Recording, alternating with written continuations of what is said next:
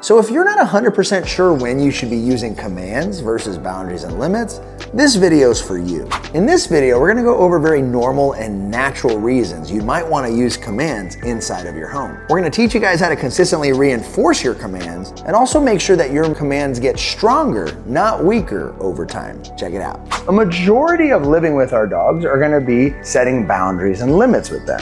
Primarily because it's not reasonable or fair to expect your dog to be in some form of a command throughout the day. However, commands become really useful in real time outside of the house. So for example, if I'm walking down the street, going to a public space, going around other dogs and people, commands allow us to tell our dogs what we would like them to do in the moment. So that way, if they're incapable of making good decisions, we can just tell them what the right answer is. Now, there are going to be a few situations in the house where using and practicing commands are going to be very beneficial for you and the relationships you have with your dog. One of them is going to be during snack time or meal time. Since we feed our dogs 2 to 3 times a day, and we might give them snacks way more than that, it's a great opportunity for us to practice their fluency with tasks or commands. So this might mean I might go to my cupboard where I have some dog treats, and just for fun, I might reach in, grab a handful, and just practice some obedience cues. Okay, let's say I wanted all these dogs to sit.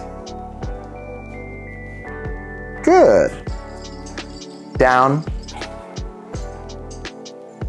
Down. Now notice, Lambo knows how to lay down, but he's not used to having to lay down. So while he's here being fostered by me, I'm gonna hold him accountable for the other rules that my dogs have to follow. The reward is the food. I'm not just getting my dog to sit and stay for 2 seconds and then throwing a big celebration party. I'm actually using this opportunity to practice obedience skills. Notice, my dogs are still down after 30 seconds. If I feel like giving my dogs treats, the goal is to hold them accountable for a set of obedience skills, not just for short, momentary tricks. Another time you'd want to practice obedience inside the house is going to be during meal times. So this is a great time for you not to just ask one thing of your dog, but be sure to ask them multiple things and try to use this opportunity as a way to refresh or sharpen certain skills that your dog might need some help with. So let's see. Sit, down, sit, heel. Good. Down.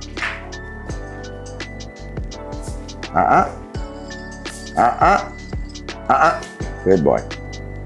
Heel. Stay.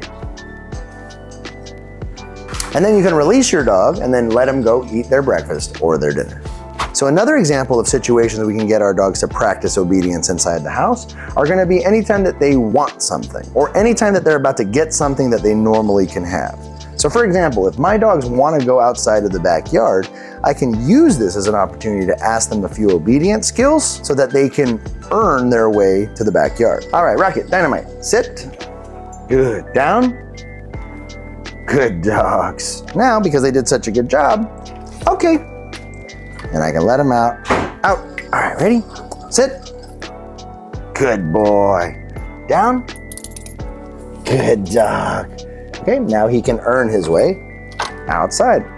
So another scenario we would use obedience inside the house is if our dogs are having a hard time making a good decision. If I have a dog who's constantly bothering me for attention and is begging me to pet them, but at that moment it's very difficult for me to, it's okay if I give my dog a command like go to bed or go to place. So let's say I have a dog who's really pushy, oh my gosh, and he likes to demand attention. Well, let's say I'm done with this. But it doesn't matter how much I tell him to stop or I push him away, he keeps coming back for more. I can give him a command in this scenario because he's incapable of making a good decision. So Kainu, go to bed. As long as he does and holds his command, him and I are good. Now, because he listened to an obedience command, I can release him and give him food. I can go up to him and reinforce this behavior.